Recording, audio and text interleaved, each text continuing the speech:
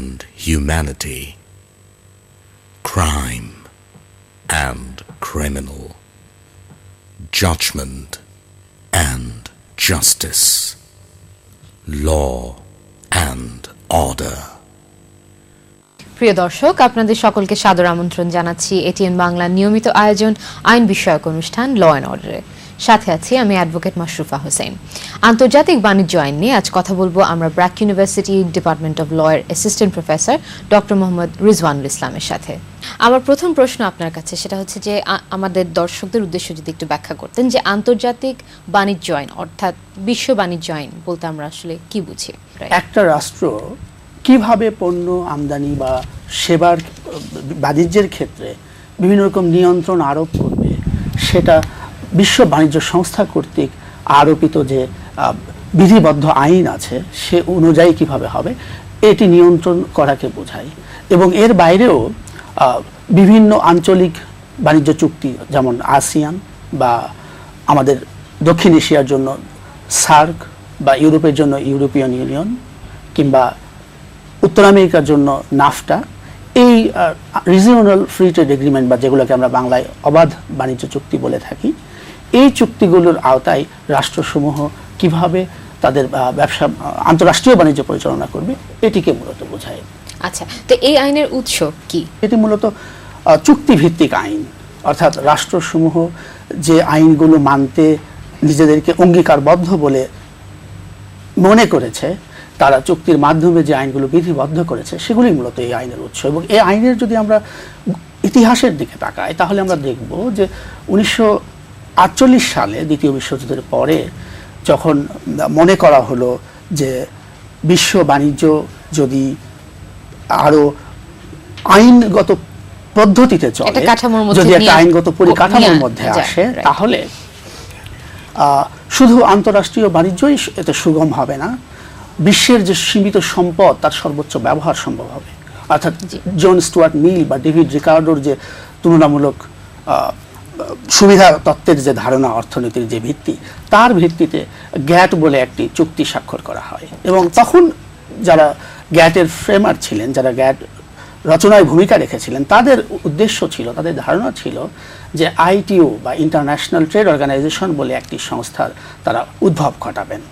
কিন্তু মার্কিন কংগ্রেস যেহেতু এই আইটিও করার জন্য যে চুক্তি, তাতে আপনি জানবেন যে মার্কিন যুক্তরাষ্ট্রে কোনো যদি আন্তর্জাতিক চুক্তি স্বাক্ষর করতে হয় তাহলে কিনা মার্কিন কংগ্রেসের সম্মতি প্রয়োজন। যেহেতু মার্কিন কংগ্রেস এই চুক্তিতে সমর্থন করে নাই, সুতরাং মার্কিন যুক্তরাষ্ট্র কিন্তু এই আন্তর্জাতিক বাণিজ্য সংস্থার সদস্য হতে পারে নাই। এবং যেহেতু দ্বিতীয় বিশ্বযুদ্ধের পরে মূলত মার্কিন যুক্তরাষ্ট্রই ছিল বিশ্বের সবচেয়ে বড় অর্থনৈতিক পরাশক্তি, তাই যারা দ্বিতীয় বিশ্বযুদ্ধের পরে অন্যান্য যারা বড় অর্থনীতি, তারা কিন্তু মার্কিন যুক্তরাষ্ট্র ছাড়া একটি আন্তর্জাতিক বাণিজ্য সংস্থায় তারা অংশ নিতে চায়নি। সুতরাং আইটিও কখনোই বাস্তবায়িত হয়নি। কিন্তু গ্যাট, যেটি কিনা একটি প্রভিশনাল বা অন্তর্বর্তীকালীন চুক্তি হিসেবে মনে করা হয়েছিল, সেটির আওতায় 1994 পর্যন্ত বিশ্ব বাণিজ্য চলছিল এবং এর পরবর্তীতে রাউন্ড হয়েছে এবং 95 থেকে এসে এটি একটি পূর্ণাঙ্গ সংস্থা হিসেবে অন্যান্য আন্তর্জাতিক সংস্থার মতো কাজ করছে। তো আমরা কি ধরে নিতে পারি যে গ্যাটই সেই প্রথম উদ্যোগ একটা ইন্টারন্যাশনাল ট্রেড ডেভেলপমেন্টের ক্ষেত্রে? এবং আমরা যদি বহুপাক্ষিক ব্যবস্থার কথা বলি তাহলে অবশ্যই গ্যাটকেই আমাদের গোড়ার আইন বলতে হবে। এর আগে প্রথাগত আইন ছিল, দ্বিপাক্ষিক চুক্তি ছিল, কিন্তু এরকম বিশ্বব্যাপী কোনো চুক্তি ছিল না। আচ্ছা, তো গ্যাটের সবচেয়ে গুরুত্বপূর্ণ বিধানগুলো কি কি? গ্যাটের যদি সবচেয়ে গুরুত্বপূর্ণ বিধানের কথা বলতে হয় তাহলে আমাকে বলতে হবে মোস্ট ফেভার নেশন ট্রিটমেন্ট এবং ন্যাশনাল ট্রিটমেন্ট। এখন মোস্ট ফেভার নেশন ট্রিটমেন্ট ব্যাপারটা একটু প্যারাডক্সিক্যাল, কারণ অ্যাপারেন্টলি যারা এই বিষয় সম্বন্ধে ওয়াকিবহাল নন তারা মনে করতে পারেন যে মোস্ট ফেভার নেশন ট্রিটমেন্ট মানে আপনি বিশেষ কোনো রাষ্ট্রকে বিশেষ সুবিধা দিচ্ছেন, কিন্তু আসলে এর আইনগত বিধানটি পুরোপুরি বিপরীত।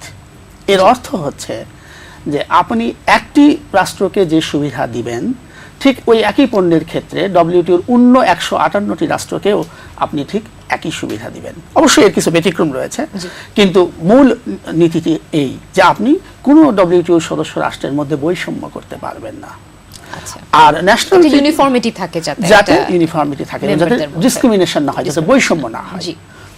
আর ন্যাশনাল ট্রিটমেন্টের মূল বিষয় হচ্ছে যে আপনি একটি পণ্য যখন আপনার দেশে আমদানি হবে তখন আপনি আমদানি শুল্ক আরোপ করতে পারেন, আমদানি কোটা আরোপ করতে পারেন, অন্যান্য নিয়ন্ত্রণ আরোপ করতে পারেন। কিন্তু পণ্যটি যখন আপনার কাস্টমস ফি এবং অন্যান্য ফর্মালিটিজের পরে যখন আপনার অভ্যন্তরীণ বাজারে প্রবেশ করছে, তখন আপনার লোকাল প্রোডাক্ট ধরনের লোকাল প্রোডাক্টকে আপনি যে সুরক্ষা দিবেন, তাদের জন্য যে আপনি কর বা অন্যান্য বিধিবিধান আরোপ করবেন, ঠিক একই বিধিবিধান আপনাকে এই আমদানিকৃত পণ্যের উপরেও রাখতে হবে। তো অর্থাৎ মানে আমার লোকাল যে প্রোডাক্টটা সেটার সাথে আমদানিকৃত যারা গ্যাটের মেম্বার মানে ডব্লিউটিও মেম্বার, তারা সেই ইম্পোর্টেড প্রোডাক্টটাও যাতে একই সমতুল্যভাবে মূল্যায়ন করা হয়, প্রিসাইজলি আপনি ঠিক বিধানটাই বলেছেন। আচ্ছা, মানে যাতে একদম কোনো ডিসক্রিমিনেশন বৈষম্য না হয়। আচ্ছা, তো বিশ্ব বাণিজ্য সংস্থার আমদানি রপ্তানি শুল্ক সম্পর্কিত মূল বিধানটা কি? এখানে আমদানি রপ্তানি শুল্কের মূল ব্যাপারটি হচ্ছে যে আপনি দু ধরনের সাধারণত মূলত শুল্ক ডব্লিউটিও আইন দ্বারা নিয়ন্ত্রিত। একটি হচ্ছে বাউন্ড ট্যারিফ, যেটি কিনা সর্বোচ্চ লিমিট। যে আপনি ধরুন উদাহরণস্বরূপ যদি আমরা ধরি যে আমাদের দেশে চাল রপ্তানির ক্ষেত্রে আমদানির ক্ষেত্রে যদি আমরা ডব্লিউটিওতে বলে থাকি যে আমাদের বাউন্ড সিলিং হচ্ছে 40%, তাহলে আমরা 40%-এর উপরে কখনো ট্যারিফ আরোপ করতে পারবো না। কিন্তু তার নিচে আমরা 0% বা 5% বা 10% বা 29% আরোপ করতে পারি। এটাকে বলা হয়ে থাকে অ্যাপ্লাইড ট্যারিফ, অর্থাৎ কার্যত আপনি কতটুকু ট্যারিফ আরোপ করছেন। আচ্ছা, এই কার্যকর ট্যারিফ ওঠানামা করতে পারে, কিন্তু এটি কখনো বাউন্ড ট্যারিফের উপরে যেতে পারে না। আচ্ছা, মানে যেটা একদম সেট করা স্ট্যান্ডার্ডের উপরে যেতে পারে শুধুমাত্র কিছু ব্যতিক্রমী ক্ষেত্রে, এবং সেক্ষেত্রে অবশ্যই ডব্লিউটিওর অন্যান্য যারা সদস্য রাষ্ট্র তাদের কিন্তু আপনার সম্মতির প্রয়োজন। আচ্ছা, তো উন্নয়নশীল এবং স্বল্পোন্নত দেশগুলো ডব্লিউটিওতে কি ধরনের সমস্যার সম্মুখীন হয়ে থাকে? আমাদের এখানে স্পেশালাইজেশনের সুযোগ অনেক কম, এবং একজন যখন ডব্লিউটিওতে বাংলাদেশকে যখন একজন রাষ্ট্রদূত বা প্রতিনিধিবর্গ যখন প্রতিনিধিত্ব করছেন বাংলাদেশকে, তখন কিন্তু ওনারা ইনহেরেন্টলি এক ধরনের বৈষম্যের শিকার হন, যেখানে কিনা মার্কিন যুক্তরাষ্ট্রের হয়তো একটি বিষয়ে প্রতিনিধি দলের 50 জন সদস্য, আমাদের হয়তো 3 জন সদস্য। এমন অনেক দ্বীপ রাষ্ট্র রয়েছে যাদের হয়তো কয়েকটি রাষ্ট্র মিলে মাত্র একজন প্রতিনিধি। ডব্লিউটিওতে হয়তো তাদের কোনো স্থায়ী প্রতিনিধি ইভেন একজনও নেই, বা কয়েকজন মিলে কয়েকটা রাষ্ট্র মিলে একজন ব্যক্তি হয়তো কয়েকটা রাষ্ট্রকে প্রতিনিধিত্ব করছেন। সেখানে তার পজিশনটা একটু উইক। শুধু উইক বলবো না, আমি বলবো অনেক ক্ষেত্রে তাদের কোনো অপোজিশনই নাই। কারণ যখন আপনি নেগোসিয়েশন করছেন, নতুন চুক্তি করতে যাচ্ছেন, হয়তো প্যারালাল একই সময়ে 5টি অধিবেশন হচ্ছে। কোনো রাষ্ট্রে যদি 2 জন প্রতিনিধি থাকে, কোনো অবস্থাতেই তাদের পক্ষে তার নিজের রাষ্ট্রকে সবকটি মিটিংয়ে প্রতিনিধিত্ব করা ইভেন সম্ভব নয়। সুতরাং আইন যখন প্রণয়ন করা হয়, তখনই কিন্তু আমাদের মতো স্বল্পোন্নত দেশ বা উন্নয়নশীল অনেক ছোট উন্নয়নশীল রাষ্ট্রকেও আসলে মোটা দাগে আমরা উন্নয়নশীল রাষ্ট্র বলে থাকি, কিন্তু সকলের অবস্থা কিন্তু এক নয়। ভারত বা চীনও উন্নয়নশীল রাষ্ট্র হিসেবে স্বীকৃত, কিন্তু তাদের যতটুকু অর্থনৈতিক সামর্থ্য আপনি হয়তো বা পিছনের সারির অনেক উন্নয়নশীল রাষ্ট্রের অর্থনৈতিক সামর্থ্যকে একইভাবে দেখা যাবে না। কিন্তু যেটা অনুন্নত দেশ বা উন্নয়নশীল দেশ, এই যে আন্ডার রিপ্রেজেন্টেশন বা ডব্লিউটিওতে তাদের প্রতিনিধিত্বের অভাব, এর ফলে কিন্তু তারা বৈষম্যের শিকার হয়। আর একটা জিনিস যদি আপনি ডব্লিউটিও আইন পর্যালোচনা করেন, তাহলে আপনি লক্ষ্য করবেন যে সাবস্ট্যান্টিভ ল বা যেটা আইন, যে আইন প্রয়োগ হয়, সেই আইনেও কিন্তু অনেকে মূল আইন যেটি পদ্ধতিগত আইনের বাইরে মূল আইন যেটি, সেখানেও কিন্তু আপনি লক্ষ্য করবেন যে অনেকেই বলে থাকেন যে বিষয়গুলোতে আমরা উন্নয়নশীল রাষ্ট্র কার্যকরভাবে প্রতিযোগিতা করতে সক্ষম, সেখানে কিন্তু ডব্লিউটিওর আইন অনেক দুর্বল। যেমন উদাহরণস্বরূপ কৃষি কথা বলা যেতে পারে, যে কৃষি বাণিজ্যে কিন্তু অনেক বেশি ব্যতিক্রমী বিধান রয়েছে, যার ফলে কিনা উন্নত রাষ্ট্রগুলো তারা কৃষিতে সক্ষম না হওয়া সত্ত্বেও ভর্তুকি বা আরো অনেক রকম সুযোগ সুবিধা দিয়ে তাদের কৃষি বাণিজ্যকে সমৃদ্ধ করছে, যেখানে হয়তো অনেক উন্নয়নশীল রাষ্ট্র তারা হয়তো ন্যাচারালি প্রতিযোগিতা করতে সক্ষম, কিন্তু তারা প্রতিযোগিতা করতে পারছে না। এবং উন্নয়নত রাষ্ট্রগুলো এই যে তাদের বাণিজ্য ক্ষমতাকে কাজে লাগাচ্ছে, এটা কিন্তু তারা আমাদের আইনের কাঠামোর বাইরে গিয়ে করছে না। তার মানে আইনটাকেই অনেকে বলে থাকেন যে ইনহেরেন্টলি এটা ডিসক্রিমিনেটরি বা এটা ডেভেলপ নেশনের জন্য টুয়ার্ড বেশি ফ্রেন্ডলি, তাদের জন্য এটা তাদের পক্ষে এই ধরনের কথা অনেক কমেন্টেটর বলে থাকেন। আচ্ছা, তো আমদানি রপ্তানিতে কোটা আরোপ বলতে আমরা আসলে কি বুঝাই?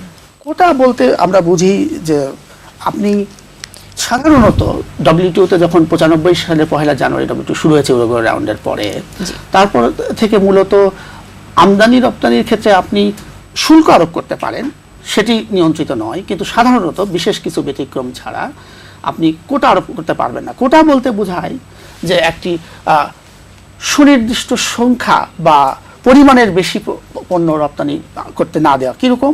যেমন আমরা যদি উদাহরণস্বরূপ বলি যে আমাদের দেশ থেকে যদি মার্কিন যুক্তরাষ্ট্র পোশাক রপ্তানি কোটা আরোপ করে, তাহলে 1 কোটি পিস তৈরি পোশাকের বেশি একটি নির্দিষ্ট বছরে আমরা রপ্তানি করতে পারবো না, অথবা একটা লিমিট দিয়ে একটা সিলিং দিয়ে দেওয়া।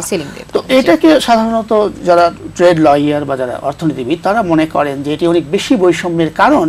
আপনি যদি একজন সক্ষম উৎপাদক হন, তাহলে শুল্ক যদি একটু উচ্চ হারেও আরোপ করা হয়, আপনি হয়তো ওই শুল্ক বাধাকে অতিক্রম করে পণ্য রপ্তানি করতে সক্ষম হবেন।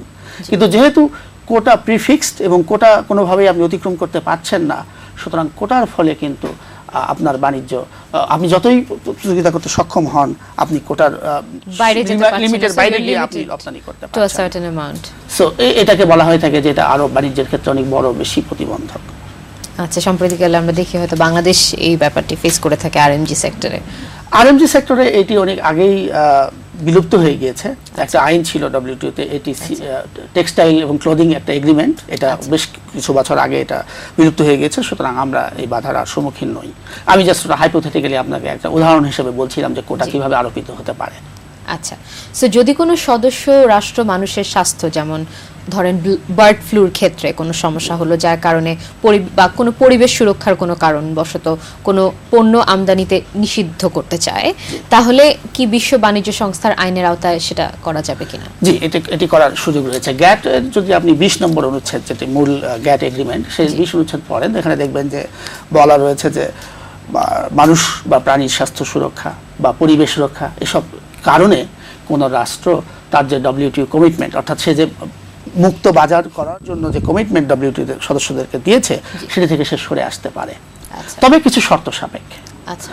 যেমন আপনি কোনো অবস্থাতেই একই রকম অবস্থা বিদ্যমান এমন দুটি রাষ্ট্রের মধ্যে বৈষম্য করতে পারবেন না। যদি উদাহরণস্বরূপ আমরা ধরে নিই যে থাইল্যান্ড এবং ভিয়েতনাম উভয় দেশেই যদি বার্ড ফ্লু দেখা দেয়, আমরা যদি, এবং সেই বার্ড ফ্লুর ধরন যদি একই হয়, মহামারী যদি দুই দেশেই হয়, তাহলে আমরা যদি বলি যে শুধু থাইল্যান্ডের মুরগি আমরা রপ্তানি বাংলাদেশে বন্ধ করব, কিন্তু আমরা ভিয়েতনামের ক্ষেত্রে কোনো বাধা আরোপ করব না, তাহলে কিন্তু এটি অবভিয়াসলি ডব্লিউটিও আইনের পরিপন্থী হবে। কারণ একই রকম অবস্থা দুটি দেশেই বিদ্যমান, কিন্তু আপনি এক দেশের উপরে নিষেধাজ্ঞা আরোপ করছেন, আরেক দেশের উপর করছেন না।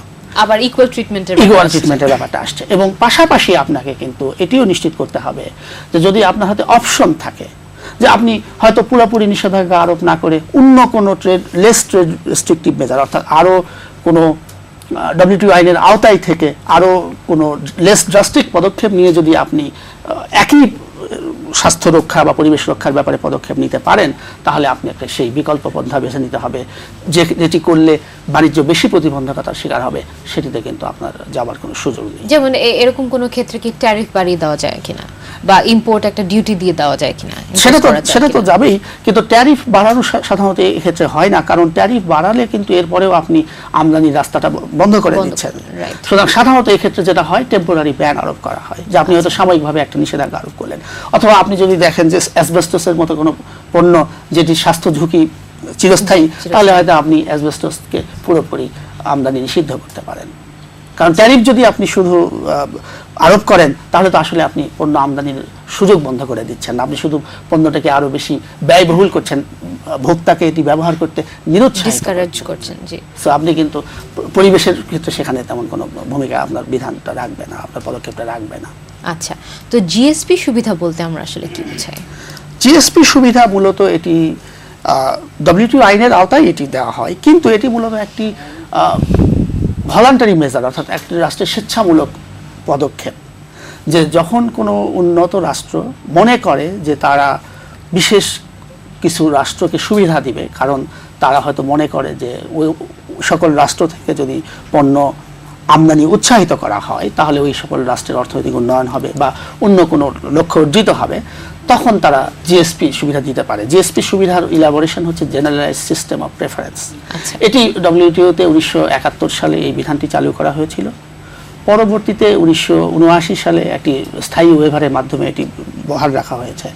আর জিএসপির মূল ব্যাপারটি হচ্ছে এটি কিন্তু মূলত রাজনৈতিক সদিচ্ছার বিষয়, কারণ এটি কিন্তু কোনো ডব্লিউটিও আইনের আওতায় আপনি করছেন, কিন্তু ডব্লিউটিও ঠিক বিধান অনুযায়ী করছেন, কিন্তু কতটুকু আপনি সুবিধা দিবেন, কোন কোন পণ্যকে সুবিধা দিবেন, কত দিনের জন্য দিবেন, কি শর্তে দিবেন, এটি কিন্তু আপনার রাষ্ট্রীয় আইন দ্বারা নিয়ন্ত্রিত।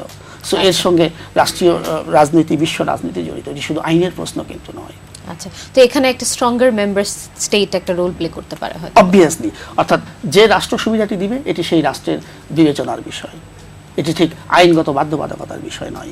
আইন শুধু একটা ওয়েভার দিচ্ছে, কারণ যদি আপনি এই ওয়েভারটা না থাকতো, উদাহরণস্বরূপ যদি ইউরোপিয়ান ইউনিয়নে আমরা জিএসপি সুবিধা যেমন আমরা পোশাক শিল্পে পাই, তাহলে প্রশ্ন আসতে পারতো যে বাংলাদেশ কোনো শুল্ক বা 5% শুল্কে পোশাক রপ্তানি করতে পারছে, অন্য কোনো রাষ্ট্র যারা জিএসপি সুবিধা পাচ্ছে না তারা কেন 20% শুল্কে রপ্তানি করবে?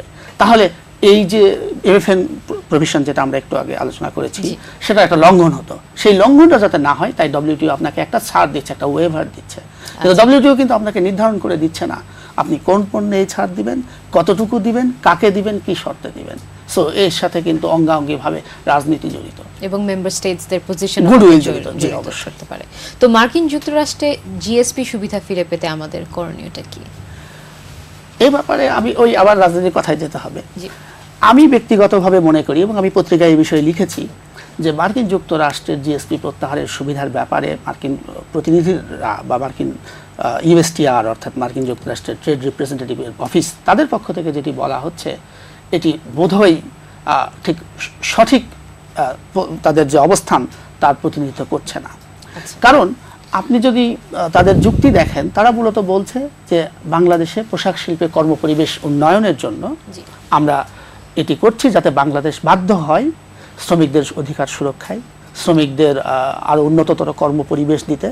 কিন্তু জিএসপির আওতায় আমরা যে পণ্যগুলো রপ্তানি করতাম সেগুলো কিন্তু পোশাক শিল্প নয়, সেগুলো মূলত হচ্ছে আমাদের খেলনা, আমাদের সিরামিক্স, এসব পণ্য।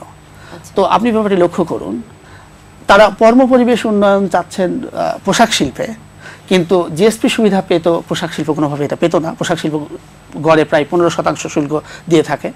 তাহলে এর পিছনে আমি অবশ্যই এটা মার্কিন যুক্তরাষ্ট্রের আভ্যন্তরীণ ব্যাপার, কিন্তু আমি ব্যক্তিগতভাবে কোনোভাবেই মনে করি না যে তাদের এই যুক্তিটি সঠিক বা এর পিছনে শুধু আমাদের কর্মপরিবেশ বা আইনের বিষয় জড়িত আছে। আমি মনে করি তারা কোনো না কোনোভাবে এর সঙ্গে তাদের কোনো রাজনৈতিক উদ্দেশ্য বা আমাদের সরকারের সঙ্গে কূটনৈতিক সম্পর্কের ব্যাপারটি এর সঙ্গে জড়িত। সুতরাং এর পিছনে অবশ্যই আমাদের খুব সুদৃঢ় কূটনৈতিক উদ্যোগ প্রয়োজন এবং কনসার্টেড কূটনৈতিক উদ্যোগ, অর্থাৎ কিনা শ্রমিক পক্ষ, মালিক পক্ষ, সরকার বা ইভেন মিডিয়া সবার মিলে সমন্বিতভাবে কূটনৈতিক উদ্যোগ নেওয়া উচিত, এবং যার মূল দায়িত্ব অবশ্যই আমাদের বাণিজ্য মন্ত্রণালয়ের উপরে পড়ে। তো আমরা প্রায় অর্থনৈতিক নিষেধাজ্ঞার কথা শুনে থাকি, এবং এ সংক্রান্ত বিশ্ব বাণিজ্য সংস্থার আইনটা আসলে কি? অর্থনৈতিক নিষেধাজ্ঞার ব্যাপারে কিন্তু রাষ্ট্রসমূহ প্রায় অবাধ স্বাধীনতা ভোগ করে থাকে, কারণ এটি মূলত একটি সার্বভৌমত্বের সাথে জড়িত বিষয়। এবং গ্যাট আর্টিকেল 21 অনুযায়ী যে কোনো রাষ্ট্র যদি মনে করে যে রাষ্ট্রীয় নিরাপত্তার স্বার্থে তাদেরকে অন্য কোনো রাষ্ট্রের কাছে তারা যে ডব্লিউটিও কমিটমেন্ট দিয়েছে, যে প্রতিশ্রুতি করেছে, সেটি থেকে তারা সরে আসতে চায়, তাদের প্রায় একচ্ছত্র অধিকার আছে। এবং এই বিষয়ে এই বিধানটি তেমন প্রয়োগই করা হয়নি, মূলত এটি কিউবার ক্ষেত্রে প্রয়োগ করেছিল মার্কিন যুক্তরাষ্ট্র, এর বাইরে তেমন এর প্রয়োগই হয় নাই, কিন্তু প্রয়োগ করার যথেষ্ট সুযোগ রয়েছে। যেমন কখনো যদি কোনো শক্তিশালী দুটি রাষ্ট্রের মধ্যে কোনো আন্তঃরাষ্ট্রীয় সম্পর্ক খুব খারাপ পর্যায়ে যায়, তাহলে কিন্তু এই বিধানের সুযোগ নিয়ে যদি কেউ কোনো বাণিজ্য নিষেধাজ্ঞা আরোপ করে, সেক্ষেত্রে ডব্লিউটিও আইনের তেমন কোনো বাধা নেই। তবে বাণিজ্য নিষেধাজ্ঞা বলতে আসলে এটি অনেক বড় একটি বিষয়। অনেক ক্ষেত্রে আমরা এমন বিষয়েও বাণিজ্য নিষেধাজ্ঞার কথা শুনি যার সাথে কিন্তু ডব্লিউটিও আইনের তেমন কোনো সম্পর্ক নেই। যেমন অতীতে মিয়ানমারের ক্ষেত্রে বিভিন্ন রকম ভিসা ব্যান দেওয়া ছিল, প্রোডাক্ট ব্যান দেওয়া ছিল। প্রোডাক্ট ব্যানের অংশ, অর্থাৎ কোনো পণ্য আমদানির উপরে বা রপ্তানির উপরে কোনো নিয়ন্ত্রণ, সেটি হয়তো ডব্লিউটিও আইনের বিষয় অবশ্যই, কিন্তু কোনো ভিসা ব্যান এটি তো ডব্লিউটিও আইনের বিষয় নয়। সমস্ত ধরনের অর্থনৈতিক নিষেধাজ্ঞাই যে ডব্লিউটিও আইনের আওতায় পূর্বে তাও বলা অবশ্য সঙ্গত হবে না। বিশ্ব বাণিজ্য সংস্থার আইন সম্পর্কিত বিষয়ে সদস্য রাষ্ট্রগুলোর মধ্যে বিরোধ নিরসনের পদ্ধতিটি কি? এই বিষয়ে পদ্ধতি মূলত দুটি, একটি হচ্ছে আরবিট্রেশন, যেটি খুব কমই ব্যবহৃত হয়ে থাকে। মূল যেটি ব্যবহৃত হয় সেটা হচ্ছে প্যানেল এবং ডিসপিউট মানে অ্যাপিলেট বডি, যেটিকে বড় অর্থে বলা হয়ে থাকে WTO ডিসপিউট সেটেলমেন্ট বডি। তো এখানে প্যানেল এবং অ্যাপিলেট বডির মেম্বার যারা থাকেন, যখন কোনো রাষ্ট্র অন্য কোনো রাষ্ট্রের বিরুদ্ধে কোনো অভিযোগ আনে যে তারা WTO আইন মানছে না, তার ফলে অন্য রাষ্ট্র ক্ষতিগ্রস্ত হচ্ছে তাদের কোনো আইনের দ্বারা বা কোনো এক্সিকিউটিভ ডিসিশনের দ্বারা, তখন প্রথম যে প্রসেসটি শুরু হয় সেটি হচ্ছে কনসিলিয়েশন, অর্থাৎ আপোষ নেগোসিয়েশন। এটি যদি ব্যর্থ হয় 2 মাস পরে তখন আবার প্যানেল প্রসেস শুরু হয়। এই প্যানেল প্রসেসের পরে যদি কোনো রাষ্ট্র অ্যাপিল করতে চায় তাহলে তখন সেই বিষয়টি অ্যাপিলেট বডিতে চলে যায়, এবং অ্যাপিলেট বডির প্রসেস শেষ হওয়ার পরে কিন্তু আগে যেটি গ্যাট সময় নিয়ম ছিল যে কনসেনসাস, অর্থাৎ যদি একটি রাষ্ট্রও কোনো প্যানেল রিপোর্টের বিরুদ্ধে বলতো যেটি কার্যকর করা যাবে না, তাহলে রিপোর্টটি কার্যকর করা যেত না। অর্থাৎ যে পক্ষ হারছে, অর্থাৎ কোনো না কোনো পক্ষের বিরুদ্ধে সিদ্ধান্তটা যাবে, সেই পক্ষকেও কিন্তু রাজি হতে হতো যে আমরা এই সিদ্ধান্ত মানব, তারপরেই সেই সিদ্ধান্ত বাস্তবায়ন হতো। কিন্তু 1995 সাল থেকে যেটি হয়েছে রিভার্স কনসেনসাস, অর্থাৎ একটি রাষ্ট্র যদি বলে যে এই প্যানেল রিপোর্ট বাস্তবায়ন করা হবে, তাহলে কিন্তু সেটি অবশ্যই করা হবে। অর্থাৎ উইনিং পক্ষকেও মেনে নিতে হবে যে এই রিপোর্টটি বাস্তবায়ন করা হবে না, তাহলেই শুধু রিপোর্টটি বাস্তবায়ন করা হবে না। তো এটাই মূলত WTO ডিসপিউট সেটেলমেন্ট। এখানে এই ইন্টারন্যাশনাল আরবিট্রেশনটা যে হয়, এটা কি কোনো স্পেসিফিক কোর্ট আছে এই ধরনের? জি না, এটার কোনো কোর্ট নেই। এটি সাধারণত কার্যত যেটি হয়ে থাকে যে যারা কোনো পার্টিকুলার দেশে ইন্টারন্যাশনাল আরবিট্রেশনটা হয়ে থাকে এমন কি কোনো ব্যাপার রয়েছে? না, এরকম কোনো বিধানও নেই, তবে সাধারণত জেনিভাতেই হয়ে থাকে, এবং এখানে আরবিট্রেশনের আসলে ব্যবহার খুব কমই হয়েছে। এবং এখানে মূলত যারা অ্যাপিলেট বডির মেম্বার, বর্তমান মেম্বার বা প্রাক্তন মেম্বার, তারা মূলত আরবিট্রেটর হিসেবে দায়িত্ব পালন করে থাকেন। তো এই বিশ্ব বাণিজ্য সংস্থার প্যানেল ও অ্যাপিলেট বডির সদস্য কারা হয়ে থাকেন? মূলত তারা শিক্ষক হতে পারেন, অর্থাৎ আন্তর্জাতিক বাণিজ্য আইনের শিক্ষক, বা যারা আইনজীবী আছেন, প্রাইভেট প্র্যাকটিস করেন, আন্তর্জাতিক বাণিজ্য আইন বিষয়ে যাদের দক্ষতা রয়েছে তারা, অথবা হতে পারেন কোনো রাষ্ট্রদূত যিনি WTO-তে কাজ করেছেন, অথবা WTO সচিবালয়ে আগে কাজ করেছেন কর্মকর্তা হিসেবে। এবং এর বাইরেও WTO-তে একটা indicative list of panel members আছে, যেখানে কিনা যে কোনো রাষ্ট্র মনোনয়ন দিতে পারে। তবে অহরহ দেখা যায় যে এই indicative list of panel members তাদের বাইরেও কিন্তু অনেককে অ্যাপয়েন্ট করা হয়ে থাকে। আর অ্যাপিলেট বডি এটি একটি স্থায়ী বডি, এবং এখানে 7 জন সদস্য থাকেন, তারা 4 বছরের জন্য নিয়োজিত হন, এবং তাদেরকে আবার পুনরায় 4 বছরের আরেকটি মেয়াদের জন্য কিন্তু নির্বাচন করা যায়, অর্থাৎ প্যানেল যারা WTO সদস্য তারা কিন্তু তাদেরকে আবার মনোনীত করতে পারেন। তো এই প্যানেলের রায়টা কিভাবে বাস্তবায়ন করা হয়?